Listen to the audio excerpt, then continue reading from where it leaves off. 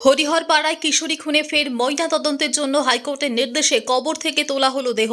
সম্প্রতি 5 দিন ধরে নিখোঁজ থাকার পর গত 27শে জানুয়ারি হরিহরপাড়ার ধরমপুর গ্রামে বছর 13-র এক কিশোরীর ক্ষতবিক্ষত মৃতদেহ উদ্ধার হয়েছিল সর্ষেক্ষেত থেকে। পরিবারের অভিযোগ ছিল তাকে অপহরণের পর গলায় ফাঁস লাগিয়ে খুন করা হয়েছে, তার চোখ উপড়ে নেওয়া হয়েছিল বলেও অভিযোগ ছিল। মৃতের পরিবারের দাবি ওই 8ম শ্রেণীর ছাত্রীর সঙ্গে প্রতিবেশী এক কিশোরের প্রেমের সম্পর্ক ছিল।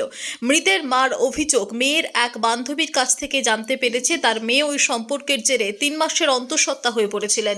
তার চোখ উপড়ে নেওয়া হয়েছে, অথচ ময়না তদন্তের রিপোর্টে সেই সবের উল্লেখ নেই। ময়না তদন্তের রিপোর্টে সন্তুষ্ট না হয়ে মেয়ের দেহের ফের ময়না তদন্তের দাবি কলকাতা হাইকোর্টে আবেদন করেছিলেন পরিবারের লোকজন। বিচারপতি জয় সেনগুপ্ত আবেদন মঞ্জুর করে, তাই আজ বিচারপতির নির্দেশে ম্যাজিস্ট্রেটের উপস্থিতিতে ভিডিওগ্রাফি করে তোলা হচ্ছে দেহ।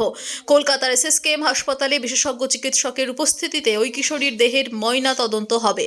কবর থেকে কিশোরীর দেহ তোলা হচ্ছে জানাজানি হতেই কবরস্থানের আশপাশে এলাকার মানুষজন ভিড় জমিয়েছে। ঘটনায় চাঞ্চল্য এলাকা জুড়ে। পরিবারের লোকজনদের দাবি, তাদের মেয়েকে যারা নৃশংসভাবে খুন করেছে তাদের পুলিশ শাস্তির ব্যবস্থা করুক।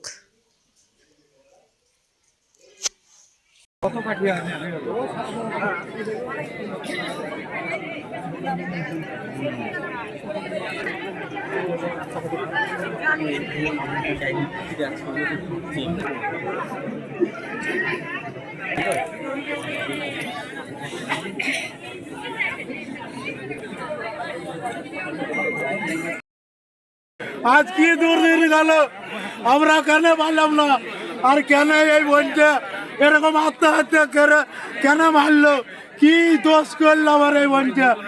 এই জন্য আমার লোক 12 বছর 10 মাস বয়স, যে এখনো কিছু মানে বোঝার মতন হয়নি, যে 10,000 টাকার লোভে মেরে দিল যে লিয়াই আমি কলকাতা নিয়ে দেবো, ভাত দেবো। এবার এই যে বোনটা বলেছে যে কি মেনে লাইনি তোমাদের, যে এক মেয়ে কলকাতা থেকে নিয়ে এসে যে এই আইসিকে দিল, এই আইসি সাহেব যাকে একটা মিলচল করে পেটে দেওয়া হয়েছে। এই যে আমাদের পাশে গ্রাম যে আব্দুলপুর আলাদ্দির যে এক মেয়ে, এটা ধরা পড়লো যে মারচল হলো। তো এই জিনিসটা যে আমার বোনটা অবুঝে পড়ে গেল, পড়ার তরুণ থেকে যে ঘটনা ঘটে গেলো, তাতে আমরা আইনের রাস্তায় গেছি। আইনের পরে বিচার দিচ্ছি, আইনেরকে আমরা অমান্য করবো না। আইন যেটা হয় সঠিক বিচার চাই, ফাঁসি চাই, এইটুকু আমার বক্তব্য।